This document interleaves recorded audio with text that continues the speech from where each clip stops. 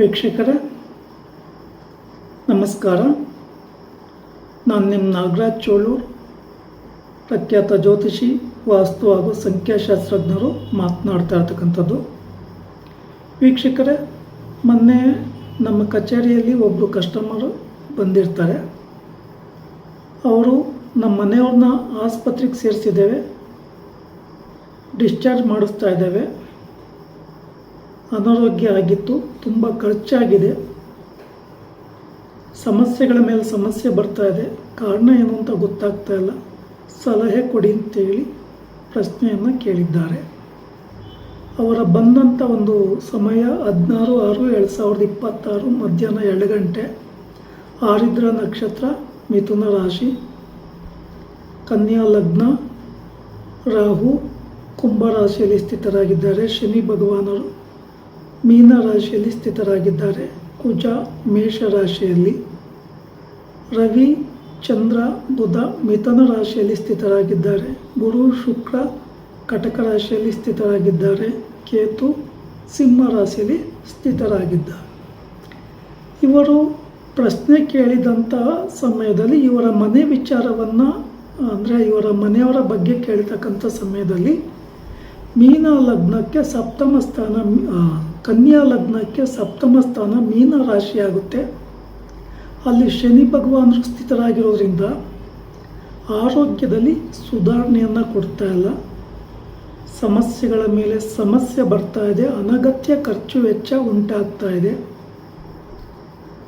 ಆಸ್ಪತ್ರೆಗೆ ತುಂಬ ಹಣ ಖರ್ಚು ಮಾಡಿದ್ದಾರೆ, ಗುಣ ಆಗಿಲ್ಲ, ಆದರೂ ಡಿಸ್ಚಾರ್ಜ್ ಮಾಡಿಸ್ಲಿಕ್ಕೆ ತಯಾರಾಗಿದೆ.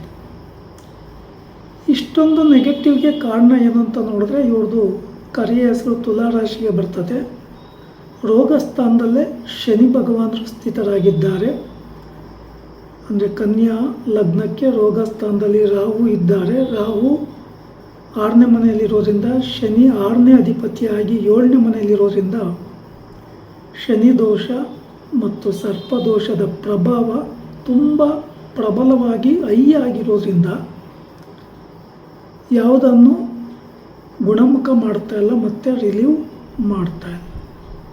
ಹಾಗಿದ್ರೆ ಇವರು ಏನು ಪರಿಹಾರ ಮಾಡ್ಕೋಬೇಕು ಅಂತಂದರೆ, ಮೊದಲನೇದಾಗಿ ಶ್ರೀ ಕ್ಷೇತ್ರ ಕುಕ್ಕೆ ಸುಬ್ರಹ್ಮಣ್ಯಕ್ಕೆ ಹೋಗಿ ಸರ್ಪ ಸಂಸ್ಕಾರ ಶಾಂತಿ ಹೋಮ, ಆಶ್ಲೇಷ ಬಲಿ, ನಾಗ ಪ್ರತಿಷ್ಠೆಯನ್ನು ಮಾಡಿಸೋದು ತುಂಬ ಉತ್ತಮ. ಅಥವಾ ಸಮೀಪದ ದೇವಿ ದೇವಸ್ಥಾನಗಳಲ್ಲಿ ಮಂಗಳವಾರ, ಭಾನುವಾರ, ಶುಕ್ರವಾರಗಳಂದು ರಾಹು ಕಾಲದಲ್ಲಿ ಪೂಜೆ ಕೊಡೋದ್ರಿಂದಲೂ ನೆಗೆಟಿವಿಟಿ ಕಡಿಮೆ ಆಗ್ತದೆ. ಅಥವಾ ಸುಬ್ರಹ್ಮಣ್ಯ ದೇವರಿಗೆ ಅಥವಾ ನಾಗನ ದೇವರಿಗೆ ಮಂಗಳವಾರದ ದಿನ ಅಥವಾ ಷಷ್ಠಿ ಪಂಚಮಿ ಇರ್ತಕ್ಕಂಥ ದಿನ, ಆಶ್ಲೇಷ ನಕ್ಷತ್ರ ಇರ್ತಕ್ಕಂಥ ದಿನ, ಅಮಾವಾಸ್ಯೆ ಪೌರ್ಣಮಿಗಳಂದು ಸುಬ್ರಹ್ಮಣ್ಯ ದೇವರ ದೇವಸ್ಥಾನದಲ್ಲಿ ಪೂಜೆ ಕೊಡೋದ್ರಿಂದ, ಅಥವಾ ನಾಗನ ಸಾನ್ನಿಧ್ಯವನ್ನು ಶುದ್ಧೀಕರಿಸಿ ಪೂಜಾ ಸಾಮಗ್ರಿಗಳನ್ನು ಸಮರ್ಪಣೆ ಮಾಡಿ ಶ್ರದ್ಧಾ ಭಕ್ತಿಯಿಂದ ಪೂಜೆ ಮಾಡಿ ಪ್ರಾರ್ಥನೆ ಮಾಡ್ಕೊಂಬೋದ್ರಿಂದಲೂ ನೆಗೆಟಿವಿಟಿ ಕಡಿಮೆ ಆಗುತ್ತೆ. ವಿಶೇಷವಾಗಿ ಇವರು ದುರ್ಗಾ ಅಷ್ಟೋತ್ತರ ಶತನಾಮಾವಳಿ ಪಾರಾಯಣ ಮಾಡೋದು ತುಂಬ ಉತ್ತಮ.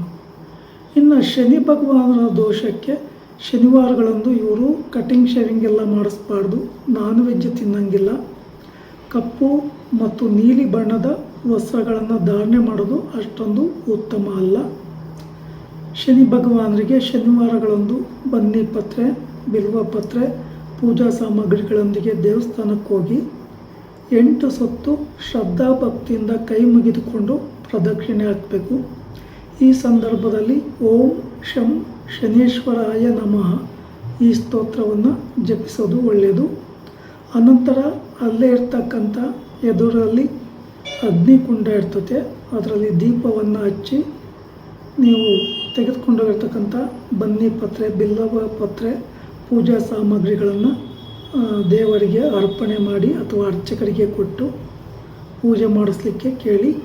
ಹಾಗೆ ಅಲ್ಲೇ ನವಗ್ರಹಗಳ ಸಾನ್ನಿಧ್ಯ ಅಂದರೆ 9 ಸುತ್ತು ಶ್ರದ್ಧಾ ಭಕ್ತಿಯಿಂದ ಪ್ರಾರ್ಥನೆ ಮಾಡಿಕೊಂಡು ಪ್ರದಕ್ಷಿಣೆ ಹಾಕಿ.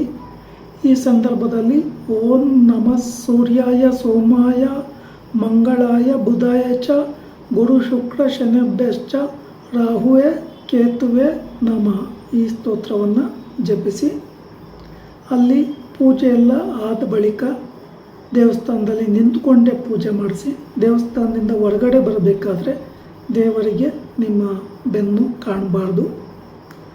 ಆನಂತರ ನೀವು ದೇವಸ್ಥಾನದಿಂದ ಬಂದ ನಂತರ ಯಾವುದಾದ್ರೂ ಆಂಜನೇಯ ದೇವಸ್ಥಾನಕ್ಕೆ ಹೋಗಿ ತುಳಸಿ ಪತ್ರೆ ಬಿಲ್ವ ಪತ್ರೆಯನ್ನು ಹಾಕಿಸಿ ನಿಮಗೆ ಇಷ್ಟವಾದಂಥ ಪೂಜೆಯನ್ನು ಮಾಡಿಸಿ ಪ್ರಾರ್ಥನೆ ಮಾಡ್ಕೊಂಬೋದು, ಭಾಳ ಒಳ್ಳೆಯದು.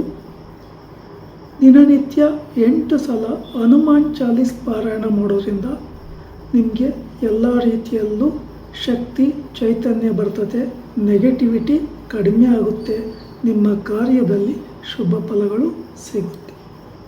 ಹಾಗೆ ವಿಶೇಷವಾಗಿ ನೀವು ಯಾರೊಟ್ಟಿಗೂ ಪಾರ್ಟ್ನರ್ಶಿಪ್ ವ್ಯವಹಾರ ಮಾಡೋಂಗಿಲ್ಲ. ಹಣಕಾಸಿನ ವಿಚಾರಗಳಿಗೆ ಸಂಬಂಧಪಟ್ಟ ಹಾಗೆ ಹೆಚ್ಚಿನ ಜಾಗೃತೆಯನ್ನು ವಹಿಸಬೇಕಾಗುತ್ತೆ. ಹಾಗೆ ನಿಮ್ಮ ಆರೋಗ್ಯಕ್ಕೆ ಸಂಬಂಧಿಸಿದ ಹಾಗೆ ಆದಿತ್ಯ ಹೃದಯ ಸ್ತೋತ್ರ ಪಾರಾಯಣ ಸಹ ಮಾಡಬಹುದು. ವೀಕ್ಷಕರೇ, ಈ ವಿಡಿಯೋ ಇಷ್ಟ ಆಯಿತು ಅಂದರೆ ಲೈಕ್ ಮಾಡಿ, ಶೇರ್ ಮಾಡಿ, ಫಾಲೋ ಮಾಡಿ, ಆ ಲೈಕನ್ನು ಒತ್ತಿ, ಬೆಲ್ಲೈಕನ್ನು ಒತ್ತಿ. ನಮಸ್ಕಾರ.